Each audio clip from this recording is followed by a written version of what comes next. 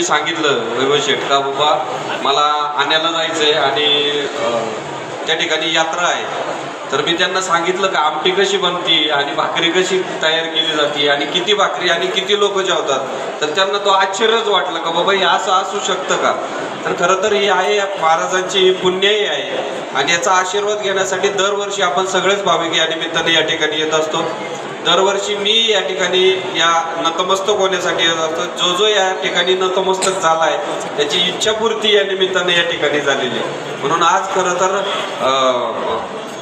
मी आपल्या सगळ्यांच्या उपस्थितीत माझा मित्रपरिवार या ठिकाणी आलेलो आहे. ट्रस्टचे ग्रामस्थ मंडळी असतील, ट्रस्टचे मंडळी असतील, यांनी आमच्या सगळ्यांचा मान सन्मान केला, त्याबद्दल मी त्यांना या ठिकाणी धन्यवाद देतो आणि थांबतो.